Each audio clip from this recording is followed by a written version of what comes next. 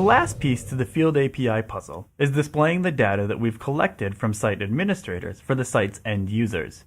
To do this, we need to provide one or more field formatters. Formatters are responsible for taking the data that is stored in the database for our field and determining how it should be presented to the end user.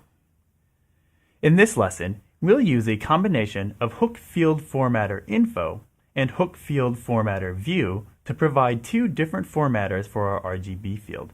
One that displays the raw hex value and another that displays an HTML div with the background set to the stored color, creating a sort of color swatch. By the end of this lesson, you should be able to provide custom field formatters that can be used to display the stored value for your own fields or any existing field. We can start by taking a look at the documentation on api.drupal.org for hook field formatter info. This hook describes some metadata about the formatters for Drupal and the Field API. In our case, we've actually already implemented hook field formatter info in a previous lesson. We did so because without having implemented this basic hook, we wouldn't be able to even see our field appear in the field UI and be able to add it to our article content type. But let's take a look at what we've already got, and if you haven't done that before, what you'll need to do to get to this point. Hook field formatter info exposes field formatter types. It returns an array that really just describes that field formatter. Let's take a look at our code. In the RGB module, we've got a function named RGB field formatter info. It returns an array with the key RGB_raw, which is the machine readable name of our formatter. This will come up again later. I recommend that you prefix your formatter names with the name of your module. Again, just making sure that we've got a unique namespace and we're not colliding with anyone else. Then a human readable name is the label key, and then the field types that this formatter applies to.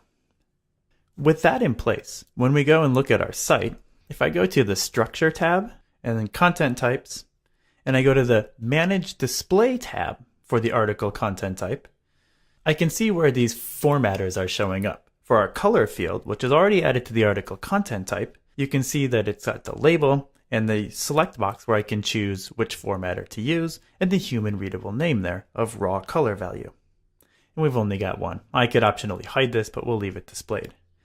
However, when we create an article, nothing shows up. Let's create an article really quick. I'm going to go to Add Content, Article, and say another test article. We'll leave the body field empty. We'll fill in the color value with 663399, and we'll name that purple. We'll scroll down and save. So we know our field has a value, however it's not showing up here. That's because we don't have the implementation of the formatter yet.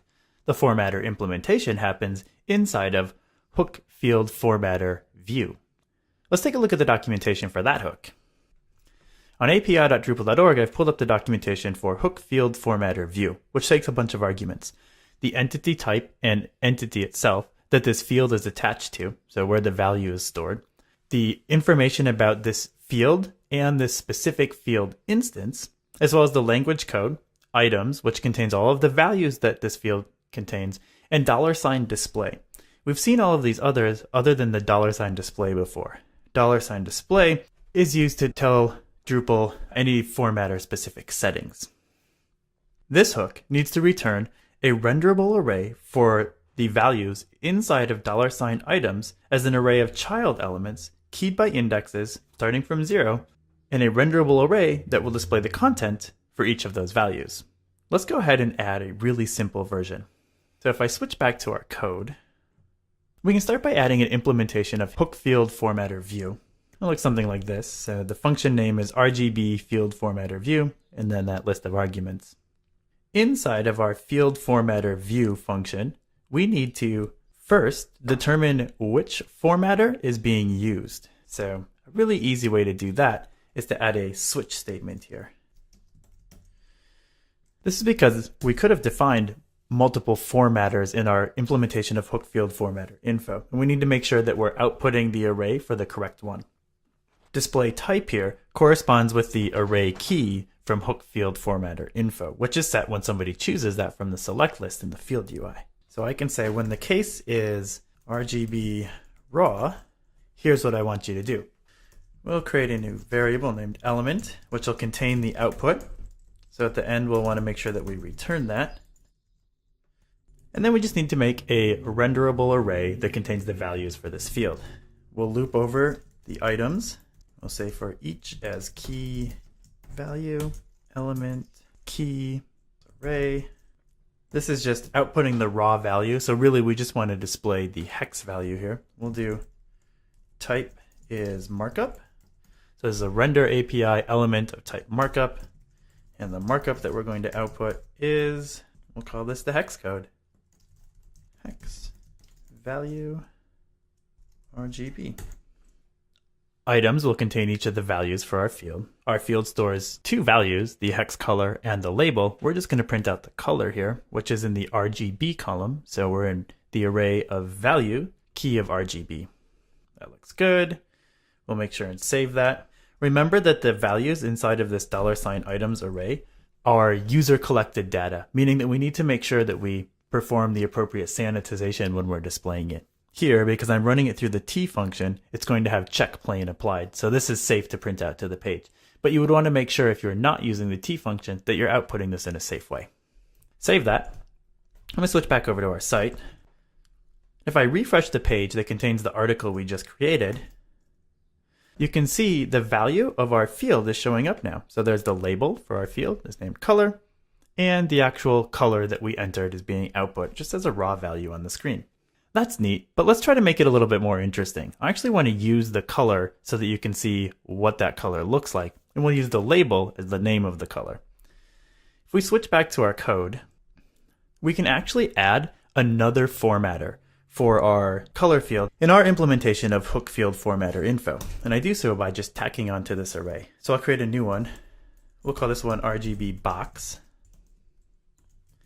And this one's going to contain a label. We'll say color block with label. Field type that this applies to is just our RGB color field. And we'll leave it as that for now. So I've added a new formatter. Then I can come down here into my implementation of hook field formatter view, and I can add another case in this switch statement. And I can say, in the case where the type is set to RGB block, I'd like to handle things differently. I'm just going to copy and paste what's there already. So right now that would be exactly the same, but what I'm going to do is I'm going to change this. So instead of outputting the text like so, we're going to just output a div with the color applied as a style to the background, and then the label inside of that div. So I'll go ahead and type that out.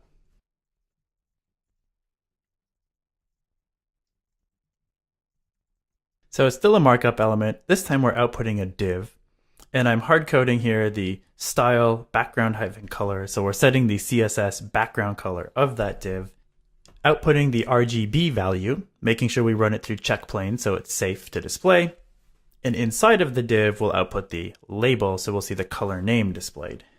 So if I save that now, and I switch back to our site, what we'll need to do is clear the cache first. So if I clear the cache by going to Configuration, Performance, Clear All Caches, and then back to the Structure, Content Types, Manage Display, you can see that the list contains two options, raw color value and color block with label, as defined by our hook field formatter info.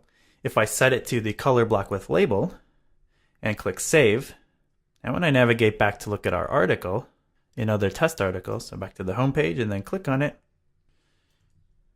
looks like it's not showing up yet. Let's take a look at the code real quick. Looking at the code, I can immediately see what the problem is. It's that I used the wrong name here in the case. This should be actually RGB box, not block. Again, this needs to match with what I've entered into hook field formatter info up above. So with that saved, if I switch back to our site and click refresh, now you can see our field is showing up using a different formatter, this time HTML output. You can see our label there. It's kind of hard to see at the moment, but it's inside of that box. It says purple. So in this lesson, we added two new field formatters. Formatters allow us to display the data that we've collected for our field. We implemented hook field formatter info, our two field formatter types. And then we implemented hook field formatter view, checked to see which type of formatter was chosen. and then output content based on the type that was chosen as a renderable array, which the field API then took care of attaching to the entity where this field is being used and displaying it on the page.